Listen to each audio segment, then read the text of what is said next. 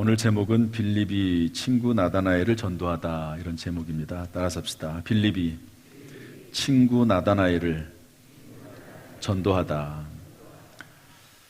다음 주일이 홈커밍데이 주일인데 이 주일을 맞이해서 또 그것뿐만 아니라 전도에 관련해서 좀 우리가 확실하게 좀 개념을 좀 가지고 있어야 되겠다 하는 마음이 들어서 이 말씀을 준비했습니다. 오늘 이 본문의 말씀을 통해서 오늘날 우리가 어떻게 전도해야 될지 귀한 교훈을 받는 시간이 될 수 있기를 주님의 이름으로 축복합니다. 전도는 인생 최고의 가치와 축복입니다. 그래서 예수님도 누가복음 5장 32절에 보니까 뭐라고 말씀했냐면, 내가 의인을 부르러 온 것이 아니요 죄인을 불러 회개시키러 왔노라. 그러니까 예수님께서 오신 이유가 물론 십자가에서 우리의 죄를 대속해서 죽으시기 위해서 오셨지만 그 결과가 뭡니까? 그로 인해서 영혼이 구원받도록 회개하도록 하기 위해서 오신 것입니다. 마가복음 1장 38절에는 뭐라고 말씀하셨냐면, 이르시되 우리가 다른 가까운 마을들로 가자. 거기서도 전도하리니 내가 이를 위하여 왔노라. 그러니까 예수님께서 왜 오셨다고요? 전도하러 오셨다는 겁니다. 전도하러. 사도 바울도 이렇게 말을 했습니다. 사도행전 20장 23절 24절 보면 우리 다 같이 한번 읽어보죠. 시작. 오직 성령이 각성에서 내게 증언하여 결박과 환난이 나를 기다린다 하시나 내가 달려갈 길과 주 예수께 받은 사명 곧 하나님의 은혜의 복음을 증언하는 일을 마치려 하면은 나의 생명조차 조금도 귀한 것으로 여기지 아니하노라. 심지어 사도 바울은 이 복음 전도의 사명이 무엇보다 귀하다고요? 생명보다 귀하다고 했습니다. 다니엘서 12장 3절은 뭐라고 말씀하고 있습니까? 지혜 있는 자는 궁창의 빛과 같이 빛날 것이요 많은 사람을 옳은 대로 돌아오게 한 자는 별과 같이 영원토록 빛나리라. 그러니까 한 영혼이 천하보다도 귀하다고 했는데 그 영혼이 주님께로 돌아오게 한 자는 별과 같이 빛난다고 했습니다. 별이 뭐지요? 영어로 하면 스타 아닙니까? 여러분 TV를 보면은 얼마나 스타들이 많습니까? 스타들. TV에 나오는 연예인들 뿐만 아니라 운동선수들도 스타들이 많죠. 그런데 그 스타들은 잠시뿐입니다. 영원한 스타가 있는데, 그리고 참된 스타가 있는데 그가 누구냐? 전도자라는 겁니다. 죽어가는 그 영혼들을 교회로 인도해서 예수님의 말씀을 듣고 구원받게 하는 그 사람이 진짜 스타다 하는 것이죠. 그래서 오늘 이 말씀을 통해서 전도에 대한 몇 가지 교훈을 받고자 합니다. 먼저 43절, 44절 말씀 읽어보겠습니다. 다 같이 시작.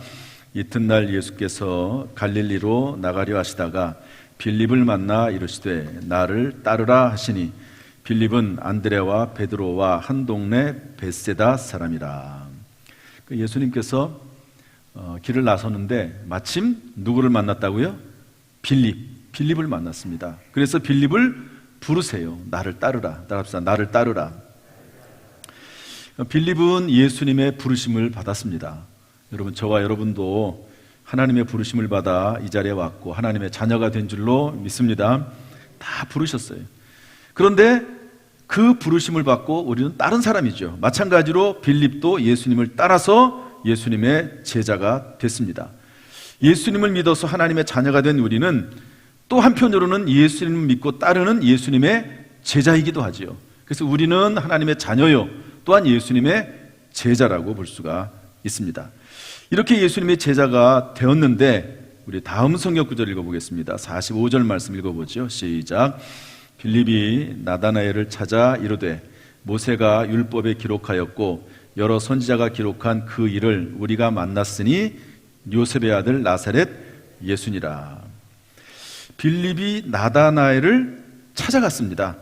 찾아갔어요. 이게 무슨 말일까요? 예수님을 만난 빌립은 예수님을 전하는 전도자가 되었다는 겁니다. 사실 이 빌립은 지금 초신자거든요. 물론 이제 유대인들은 원래부터 하나님을 알기 때문에 하나님을 믿고 따릅니다. 그러나 예수 그리스도를 나의 구주와 주인으로 영접하고 그리스도로 받아들인 것은 얼마 되지 않았거든요. 그런데 곧바로 무엇을 합니까? 친구 나다나엘을 찾아가서 예수 그리스도에 대해서 증거합니다. 합니다. 따라서 우리는요, 하나님의 부르심을 받아 구원받은 사람은 이신칭이 된 우리 모든 성도는 그 직분과 재능은 다르고 예수 믿는 시기는 다르다 할지라도 전도의 사명은 공통입니다. 예수를 믿은 처음 순간부터 예수 그리스도를 증거하는 전도자가 되어야 된다는 것을 알려주고 있습니다. 친구를 찾아가서 무슨 말을 했습니까? 예수가 그리스도다. 예수 그분이 메시아다. 너 지금 율법을 연구하면서 메시아 그리스도가 오기를 기다리고 있지 않냐? 그런데 내가 만난 예수가 그리스도다. 그러면서 말하기를 그분은 율법에 기록하였고 선지자가 기록한 바로 그분인데 요셉의 아들 나사렛 예수다. 이렇게 얘기했습니다. 여러분들 쭉 얘기를 한 다음에 그 사람이 누군지 이름을 밝히지 않았겠습니까? 근데 이스라엘 사람들은 이름을 밝힐 때 어느 지역을 꼭 밝힙니다. 그런데 예수라고 하는 사람이 메시아 그리스도가 분명한데 나사렛 사람이다 이렇게 딱 얘기를 했어요. 여러분 성경 미가서의 말씀에 보면 메시아 그리스도는 베들레헴에서 탄생하게 되어 있습니다. 그런데 친구 빌립이 나다나엘에게 나사렛이라고 하는 말을 딱 하는 순간 기분이 상했어요. 그리고 화를 냈다는 말은 없지만 격분했다고 볼 수 있습니다. 왜냐하면 이 나다나엘은 율법을 연구하는 사람이거든요. 그러니까 그리스도가 어디에서 태어나실 것을 알아요. 그런데 친구라고 하는 사람이 찾아와가지고 메시아 그리스도가 분명한데 나사렛 사람이라고 하니까 받아들일 수가 없는 거죠. 그래서 그 말을 하는 순간 원어 성경에 보면은요, 이 나사렛이라는 말이 딱 나오면서 끝납니다. 그러니까 이 빌립이라고 하는 사람이 쭉 예수님에 대한 소개를 하면서 나사렛이라고 하는 말을 하는 순간 딱 끊은 거예요. 나다나엘이 딱 끊었습니다. 말을 끊어버리고 무슨 말이냐, 여기 46절에 있는 말씀처럼 나다나엘이 이르되 나사렛에서 무슨 선한 것이 날 수 있겠느냐 이렇게 이야기를 한 것이죠.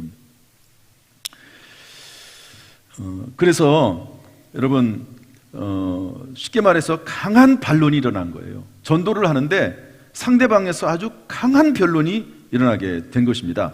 우리 46절 말씀 한번 읽어보죠. 46절 시작. 나다나엘이 이르되 나사렛에서 무슨 선한 것이 날 수 있느냐? 빌립이 이르되 와서 보라 하니라. 우리가 전도할 때, 초청할 때 전도 대상자들이 아직 영적인 세계와 성경을 잘 모르기 때문에 그분들에게 강한 반론이나 거부감이 일어날 수 있다는 것을 우리는 기본적으로 생각을 해야 됩니다. 문제는 그러한 반응이 보일 때 어떻게 우리가 태도를 보이느냐가 중요한데, 빌립은 설득이나 논쟁이나 토론이나 테크닉, 기술을 사용하지 않고요, 강권에서 예수 만날 기회를 제공했습니다. 사실 여러분, 우리 불신자들에게 복음을 전할 때 논리적으로 하면 할수록 오히려 꼬입니다. 왜냐하면 우리가 논리를 이야기하면 할수록 상대방에서도 또 다른 논리를 이야기할 수 있거든요. 그래서 알러스 헉슬리라고 하는 분은 이런 말을 했습니다. 이분이 교수교인데 불신자였으나 예수를 믿게 됐습니다. 뭐라고, 예수 믿은 다음에 뭐라고 말을 했냐면, 나는 나에게 찾아와서 전도하는 사람들에게 논증을 요구하지 않았다. 무엇을 증명하기를 요구하지 않았다.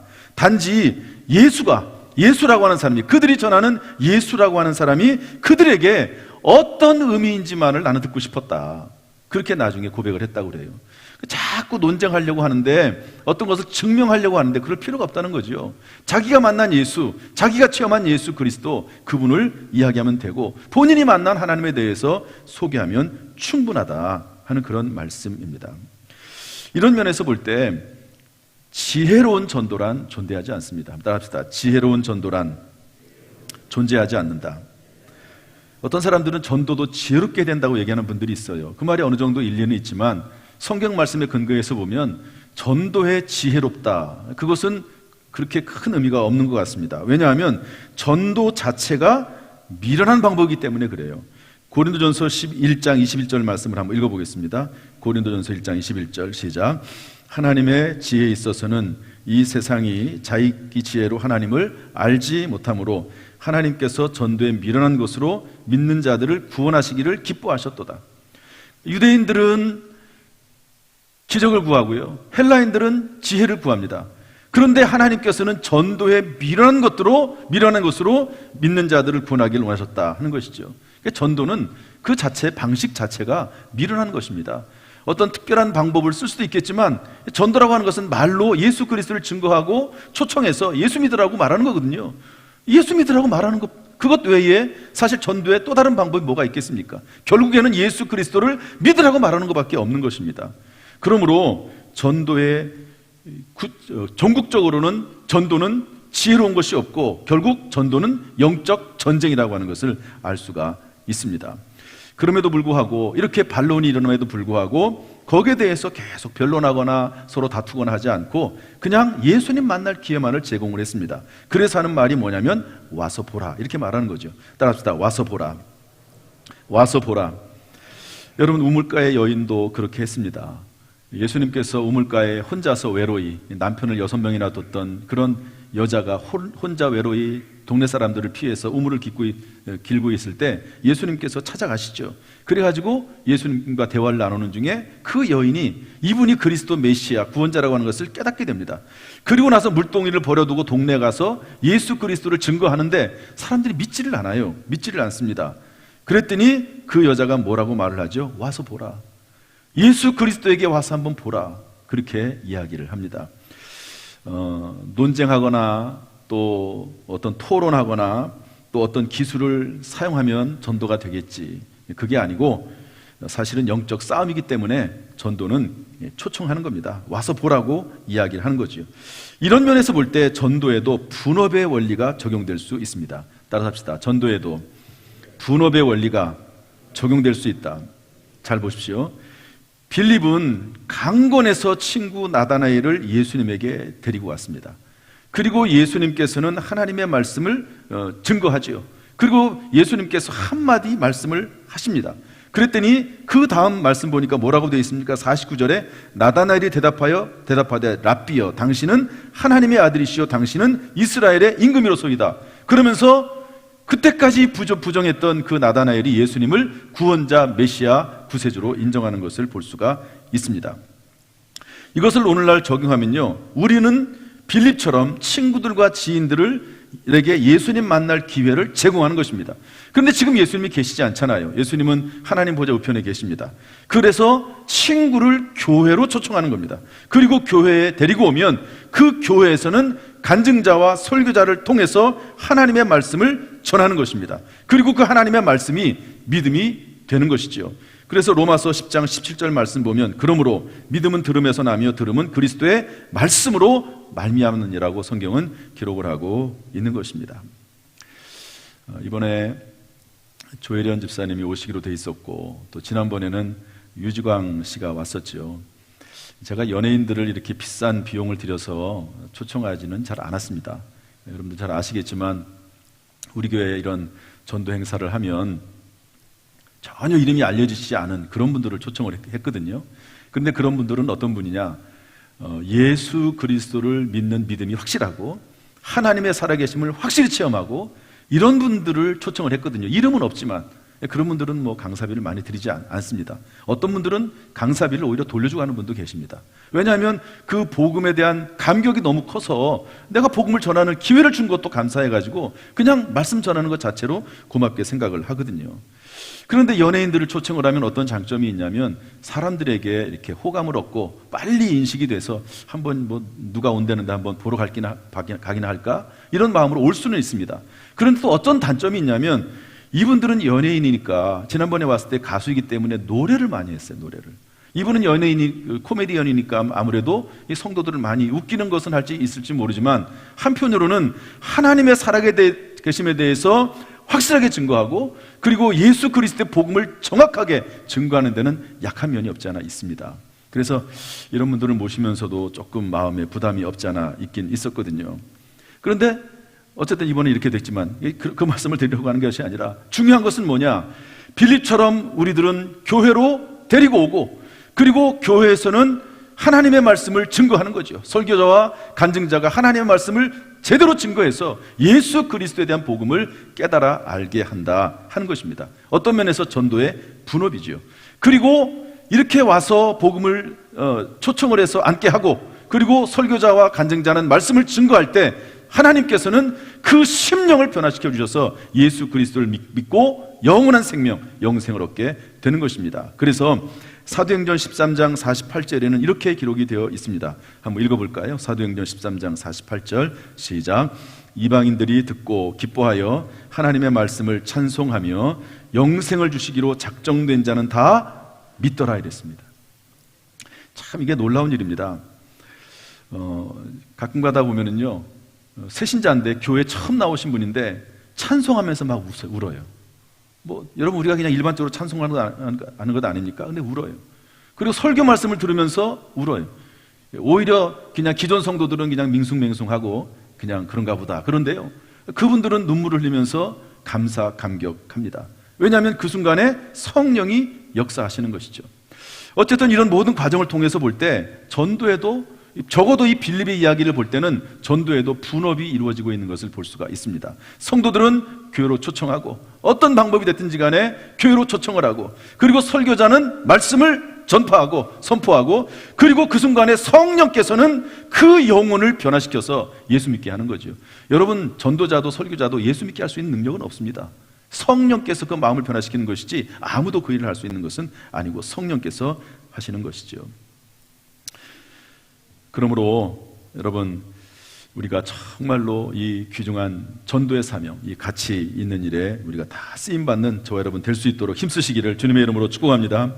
그래서 우리 47절부터 51절 말씀을 한번 쭉 다시 한번 읽어보겠습니다. 47절부터 51절까지 시작. 예수께서 나다나엘이 자기에게 오는 것을 보시고 그를 가리켜 이르시되, 보라, 이는 참으로 이스라엘 사람이라 그 속에 간사한 것이 없도다. 나다나엘이 이르되, 어떻게 나를 아시나이까? 예수께서 대답하여 이르시되, 빌립이 너를 부르기 전에 내가 무화과 나무 아래에 있을 때에 보았노라. 나다나엘이 대답하되, 랍비여, 당신은 하나님의 아들이시요 당신은 이스라엘의 임금이로소이다. 예수께서 대답하여 이르시되, 내가 너를 무화과 나무 아래에서 보았다 함으로 믿느냐? 이보다 더 큰 일을 보리라. 또 이르시되, 진실로 진실로 너에게 이르노니 하늘이 열리고 하나님의 사자들이 인자 위에 오르락내리락 하는 것을 보리라 하시니라. 47절에 보면 예수께서 나다나엘이 자기에게 오는 것을 보시고 이렇게 되어 있습니다. 나다나엘은 빌립의 설득, 또 빌립의 강권, 빌립의 애원에 의해서 결국 예수님에게 나온 것이죠. 여러분, 우리가 낚시할 때도 그렇지만 보면은 이제 낚시하다가 어느 때는 낚시 잘하는 분들은 딱 낚아채는 게 있습니다. 그러니까 우리가 계속 기도를 하고 또 섬기면서 하지만 어느 순간에는 강권해야 될 때가 있는 것이죠. 그래서 누가복음 14장 23절에 보면 이렇게 되어 있습니다. 주인이 종에게 이르되, 길과 산울타리로 나가서 사람을 강권하여 데려다가 내 집을 채워라. 집이라고 하는 것은 성전 예배당을 의미하거든요. 강권하여 데려다가 내 집을 채우라. 예수님에 대한 확신을 가지고 기도하고 섬기면서 강권하고 애원하면 반드시 그 영혼이 주께로 인도될 줄로 믿습니다. 물방울이 바위를 뚫듯이 그렇게 되는 것이죠. 박병선 집사님이라고 하는 분이 이 진돗개 전도라고 하는 법을 개발을 해서 간증을 하고 다니십니다. 전도를 많이 하셨죠. 그런데 진돗개 전도라고 하는 게 별거 아니에요. 진돗개는 한 번 물면을 놓지 않는다는 겁니다. 한 번 전도 대상대로 정하고 섬기며 기도하기 시작을 했으면 끝까지 교회 나올 때까지 계속해서 초청하고 또 강권하고 그러다 보면 교회 나온다고 하는 것이죠. 김기동 장로님은 고구마 전도라고 하는 말을 했습니다. 고구마 여러분 아시죠? 고구마를 찔 때 익었나 안 익었나 계속 찔러보지 않습니까? 잘 들어가면 아직 덜 익은 것이죠. 지난 주간에 저희 아내가 고구마를 이렇게 쪄가지고요 접시에다가 이렇게 몇 개를 올려놨더라고요. 그런데 거기에 보니까 전부 구멍이 뚫렸어요. 이렇게 숭숭숭숭 구멍이. 그러니까 익었나 안 익었나 찔러보는 거죠. 그런데 잘 안 들어가면 안 익은 거거든요. 그러면 안 익은 건데 그거를 먹을 수는 없잖아요. 물론 뭐 고구마요 그냥 생으로도 먹긴 하지만 어쨌든 안 익은 겁니다. 그런 것처럼 초청을 했는데 안 와요. 그러면 실망할 필요가 없습니다. 다음에 초청을 하고 또 기도하고 또 섬기면서 그러다 보면 어느 순간에는 익을 때가 있는 것이죠. 그때 초청을 하게 되는 것이고, 그러면 그때 말씀을 전하는 것이고, 그리고 성령께서 역사하시는 것입니다. 또 그때 혹시 성령이 역사하셔도 아직 때가 안 된 것 같으면 또 다음에 초청할 수도 있고, 그러면서 포기하지 않고 강권하면 또 애원하면 하나님께서 결국 그 영혼을 불러주시게 되는 줄로 믿습니다. 얼마 전에 어제 그제군요. 새마음 원신 예배 때 박양래 목사님, 여자 목사님인데 오셔서 설교를 했습니다. 간증 설교를 하셨죠. 그런데 이분이 목사가 되기 전에 이분은 자기 자신을 표현하기를 끝을 보는 성격이라고, 나는 끝을 보는 성격이다. 그런데 교회 다니면서 주변에 많은 사람들이 방언 기도를 해요. 심지어 어린아이들도 방언 기도를 하니까 나도 방언 기도를 받아보겠다라고 하나님 앞에 간절히 기도를 했답니다. 그런데 하나님이 안 주시더래요. 이분은 끝을 보는 성격인데 기도해도 하나님께서 방언 기도를 허락을 안 해주시니까 화가 났어요. 그래가지고 그 화풀이를 누구한테 했냐면 남편에게 했습니다. 남편에게 괜히 불똥이 튄 거죠. 그리고 남편하고 대판 싸우고 내가 이제는 당신하고 못 살겠고 친정으로 가가지고 서울에 있는 친정으로 가서 살겠다. 그렇게 했다는 겁니다. 그런데 마침 그 이야기를 그 교회의 속장, 감리교에서는 속장이라고 하죠. 우리는 구역장 강사입니다. 감리교에서는 속장이라고 하고 장로교, 성결교 이런 데서는 구역장 강사라고 하고요. 또 어떤 데는 순장이라고 하기도 하고 다락방으로 표현해서 또 다른 이름 붙여놓기도 합니다. 어쨌든 그 작은 교회에 해당하는 그 구역장 강사가 찾아와서 애원을 했다고 이분이 애원이 뭡니까? 이 국어사전에 보니까 소원이나 요구 등을 들어달라고 애처롭게 사정하여 간절히 바란다. 이게 애원입니다. 그러니까 구역장이 찾아와가지고 서울로 떠나려고 하고 교회를 떠나려고 하는 이 사람을 붙잡고 간절히 사정하면서 애처롭게 얘기를 했다는 겁니다. 산상부흥회가 곧 열리니까 이 산상부흥회 참석을 해보고 친정으로 갈지 말지를 결정하라. 너무 간절히 애원을 하니까 그렇게 하겠다고 했답니다. 그래가지고 그 당시에는 부흥회를 일주일 동안 했는데 월요일부터 토요일까지 참석해가지고 간절히 기도했대요. 그리고 이분은 끝을 보는 성격이니까 산 꼭대기에 올라가가지고 또 기도를 했답니다. 그랬더니 하나님께서 방언의 은사를 허락해 주시고 그리고 환상을 보게 하시고 그런 이야기를 쭉 하시더라고요. 이런 과정 속에서 결국에는 이제 목사도 되고 사역을 하게 된 이야기를 했습니다. 결국에는 우리의 간절한 마음이 통하는 거죠. 우리가 전도를 하려고 하는 마음 자체가 없는 것도 문제이기도 하고 시도하지 않는 것도 문제입니다. 간절한 마음을 가지고 실패하더라도 거기에서 뭐라고 반응을 하든지 간에 진심은 통하게 되어 있거든요. 내 간절한 마음은 통하게 되어 있습니다. 그래서 초청을 하고 애원하면 나오게 된다 하는 것을 성경을 통해서 또 경험을 통해서 알 수가 있습니다. 여러분, 나다나엘은 친구 빌립의 강권에 못 이겨서 불만이 가득한 상태로 나왔어요. 반신반의한 마음으로 나왔지만 예수 그리스도의 말씀 한마디에 변화돼서 예수님을 믿게 됐습니다. 그래서 사실은 저는 이 말씀을 아무리 봐도 도대체 이 말씀이 어떻게 이렇게 사람을 한순간에 변화시킬까 이렇게 좀 이해가 안 돼요. 왜냐하면 예수님께서 뭐라고 말씀했냐면 보라 이는 참으로 이스라엘 사람이라 그 속에 간사한 것이 없도다. 마치 잘못 듣기에 따라서는 사람에게 잘 보이려고 약간 아부하는 것 같은 그런 말씀도 되기도 하거든요. 또 예수님 뭐라고 말씀하셨냐면 48절에 보니까 빌립이 너를 부르기 전에 내가 무화과 나무 아래 있을 때 보았도다. 이것도 거의 비슷한 류의 말입니다. 무화과 나무 아래 있다는 말은 뭐냐면 이스라엘 백성들은 경건한 사람들은 무화과 나무 아래서 성경 읽고 또 기도하고 묵상하고 이랬거든요. 내가 그 모습을 봤다. 여러분 이 말이 그럴 수도 있는 거지 뭐. 그렇지 않습니까? 무화과 나무에 있을 때 그런 모습을 볼 수도 있지 않겠습니까? 이스라엘 사람들은 다 그렇게 하니까. 그런데 예수님께서 그 말씀을 하시자 반응이 뭡니까? 랍비여 당신은 하나님의 아들이시요 당신은 이스라엘 임금이로소이다. 이렇게 말합니다. 우리는 이해하지 못할 그런 아주 단순하기도 하고 그런 평범한 말씀인데 하나님께서 역사하시면 그 심령을 변화시켜서 구원받게 하시고 예수 믿게 하시는 것을 볼 수가 있습니다. 여러분, 우리가 말씀이 역사하면요 능력이 나타납니다. 심지어 환자들까지도 하나님의 말씀이 그 속에 뜨겁게 역사하면 치료가 되는 경우도 있지 않습니까? 하나님 말씀이 살아 움직이는 능력의 말씀이기 때문에 그렇습니다. 그래서 돌아가신 오카는 목사님이 이렇게 말을 했습니다. 예수 믿고 구원받는 것은 1초면 충분하다. 과정은 길 수 있습니다. 마치 아이를 출산할 때 그 출산하는 그 시간은 짧지만 10개월 동안 임신 기간을 가지고 있듯이 과정은 길 수 있어요. 그러나 예수 믿는 그 순간은 짧을 수 있음을 알 수가 있습니다.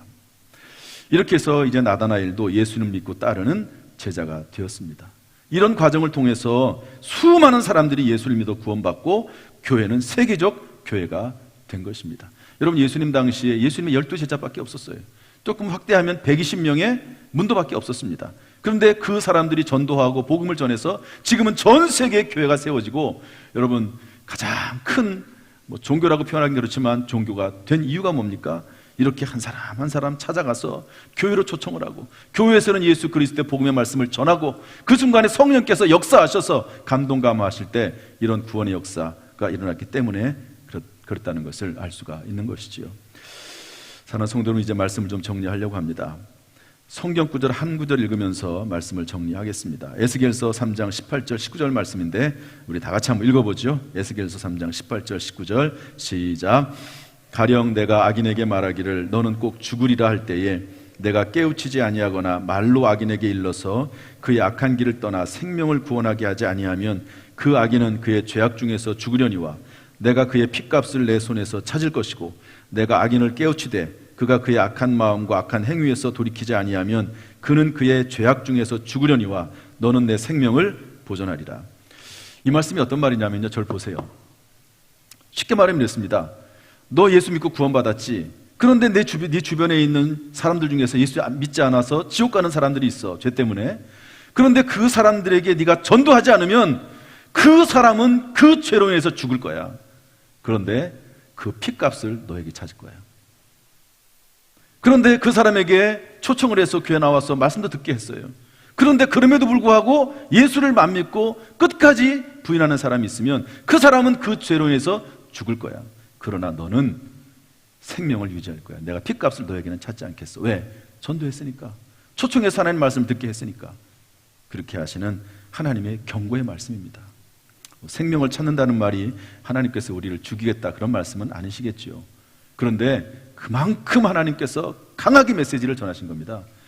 엄청나게 강하게 말씀을 생명과 결부시켜서 우리에게 말씀을 전하신 것이죠.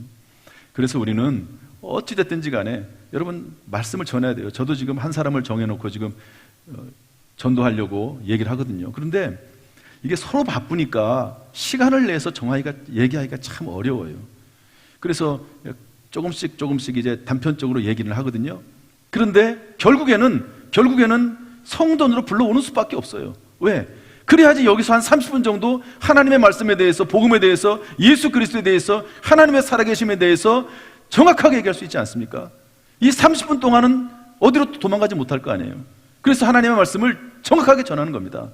그리고 나서 안 믿으면 어떡하겠습니까? 그거 할 수 없지. 그거 어떡하겠어요?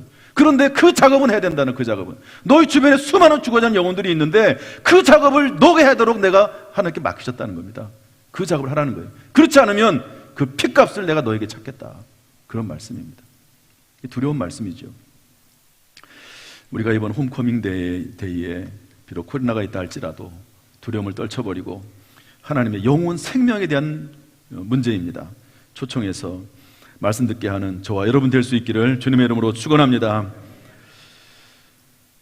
그래서 한 영혼을 구원받도록 인도하는 가운데 참된 스타, 참된 별이 되는 저와 여러분 될 수 있기를 주님의 이름으로 축원합니다. 기도하겠습니다.